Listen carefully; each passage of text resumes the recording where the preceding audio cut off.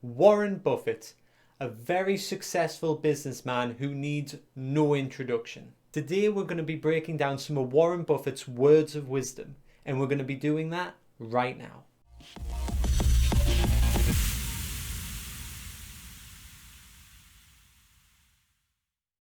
Well, I would say this: when Justin and four friends came, they behaved perfectly, and we had a good 3.5-hour dinner, and the whole thing was a very friendly exchange of ideas. But cryptocurrencies basically have no value, and they don't produce anything. So you can look at your little ledger item for the next 20 years, and it says you've got X of this cryptocurrency or that. It doesn't reproduce. It doesn't deliver. It can't mail you a check. It can't do anything. And what you hope is that somebody else comes along and pays you more money for it later on. But then that person's got the problem. But in terms of value, zero. Now, Bitcoin has been around for a number of years now, but at the end of the day, it doesn't have a physical form. Now, I don't expect everybody to suddenly drop Bitcoin and say, no, we're not interested anymore. But it is always a possibility that people will lose interest and it will devalue. And something that isn't a physical asset can be a problem to sell on later when interest isn't at its peak. Unlike a business, say an airplane company. If an airplane company goes out of business, that's a shame. The stock plummets. But there's still value in that business. You could have 100 planes there ready to use. Those planes are assets, physical assets that have material. Whether it's breaking them down and reusing them, there is still some value there in a physical asset. But maybe I just sound a little bit bitter because I did buy Bitcoin Cash when it was right at its height. See, I bought it around here and I still own it at around here. So maybe it's a bit of a sore spot for me. But I can't predict whether cryptocurrencies will be more relevant in the future. Now, there's a lot of things that point to yes, they will be very relevant in the future. But when has the future ever been black and white? So all I'm saying is if you're investing in cryptocurrency is do your research better than I did. When you look at the future, there's also the argument made that this is something that goes with your philosophy today. Get out of cash and get into assets, because we don't know what's going to happen to the dollar. Well, cash is always a bad investment. I mean, when people said cash is king a year ago, I mean, that's crazy. I mean, cash wasn't producing anything, and it was sure to go down in value over time. On the other hand, you always want to be sure you have enough. I mean, it's like oxygen. You want to be sure it's around, but you don't need to have excessive amounts of it around. And no, I'd much rather own a good business than have cash. And it is a hedge against the dollar?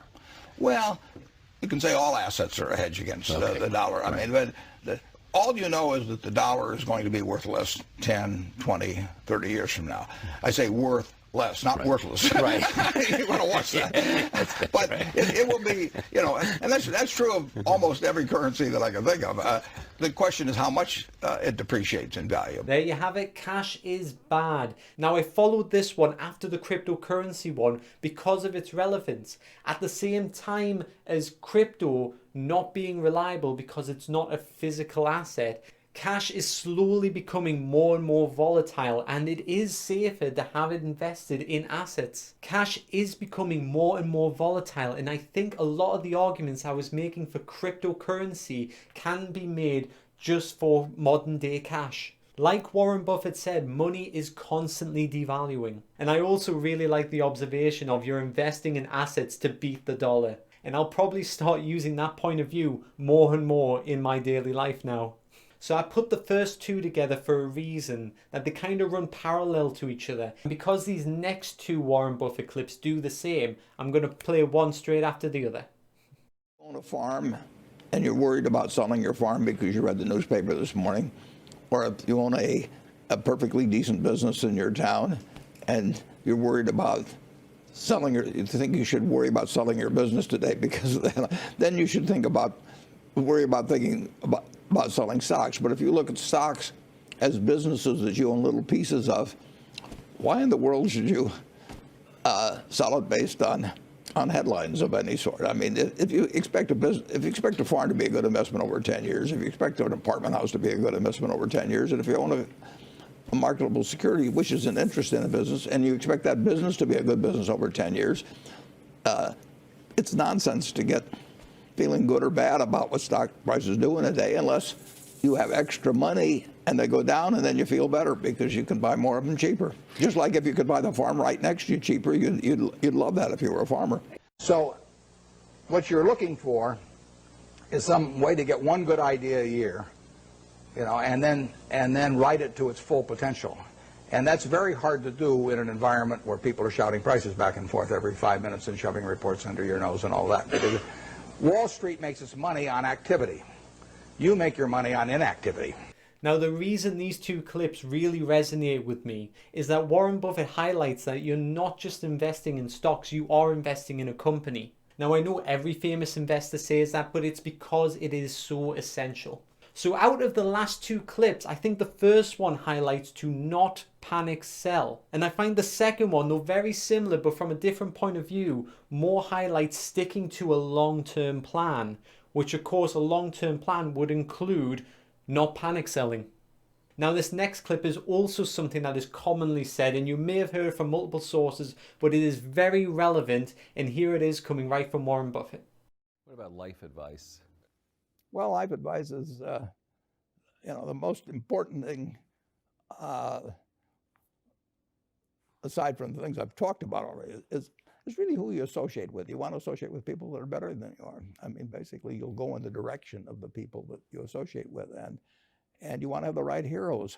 You want people, if you want to emulate somebody, you better pick very carefully who you want to emulate. And when obviously you can't pick your parents, they're going to have an enormous influence on you, but you don't get a choice on that. But you get choices as you go down the line, and who you admire, who you want to copy, and the most important for most people in terms of that decision is their spouse. It's also important in terms of a partner in business, but the partner in life is the most important one. You want to pick a spouse that's better than you are, and then he or she, and you hope they don't figure it out too fast.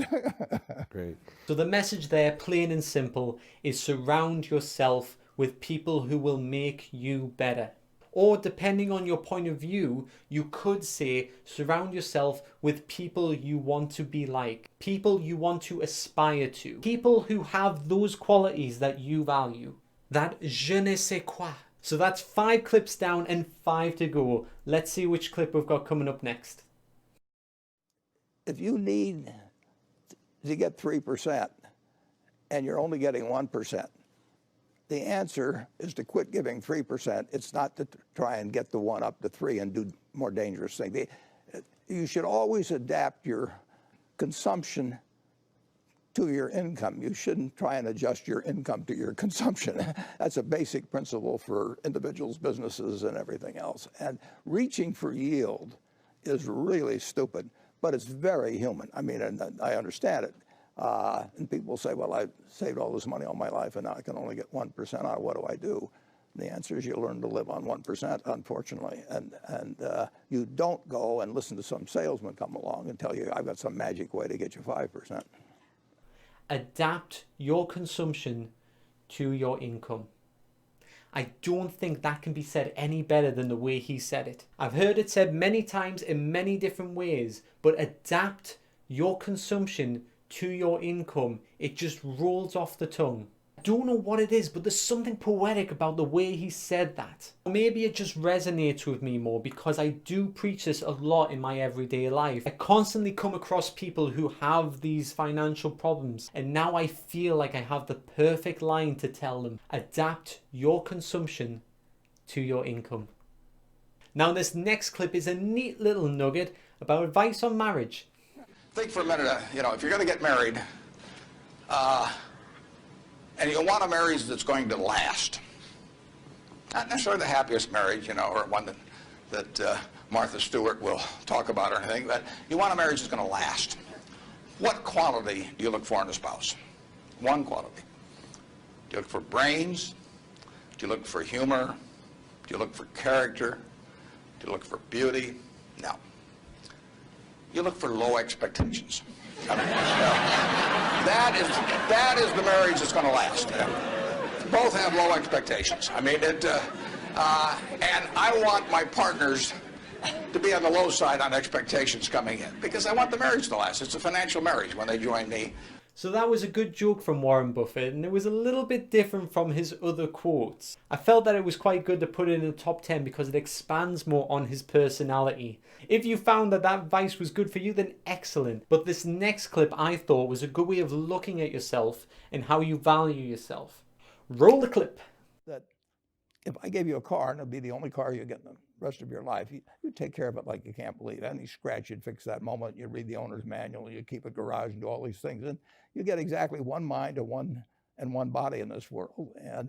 And you can't start taking care of it when you're 50. By that time, you'll have rusted out if you haven't done anything. So you should really make sure that you just remember that you just got one mind and body to get through life with and to do the most with it. Now I hope you really take that last one in. You have one mind and one body, and we need to look after them. They're not going to last forever, and I am especially aware of this because by day I do work as a carer. And as a carer in a specialty nursing home for mental illness, I've seen people as early as their 40s and 50s suffer with mental illness. You just can't take it for granted. And I know that eating right and exercising may not stave off some mental illnesses that we encounter in the world, but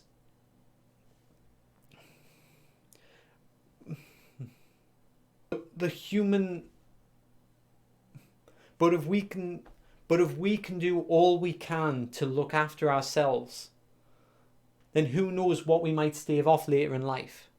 So I know Warren Buffett talks a lot about investing, but don't forget to invest in yourself. And that doesn't just mean learn new skills. It also means to eat right and stay fit. And I'm glad that someone as influential as him has pointed this out. And on the topic of life and death, we segue very nicely into this next clip. When people constantly complain to you in the news business know that, how can you write about business when you haven't been in business? And how can you write about sports when you haven't been a football player yourself? And his retort to that was, you don't have to be dead to write obituaries. So I think Warren Buffett is trying to say in his own words is that you can be whatever you want to be. You don't have to be something to know something or learn something. I'm sure that there are plenty of people out there who've never even kicked a football would make better managers than some that are currently in jobs. But that's just one example. And now we are on to the final clip of this top 10 video. And if you've watched this far, I just want to say thank you so much. And please leave a comment in the section below if you can think of a Warren Buffett quote that should have been in this top 10 video. Okay, I won't keep you waiting any longer. Here's the last clip. Are you always right, or do you make mistakes? No, we make mistakes. It wouldn't be any fun if we didn't make mistakes.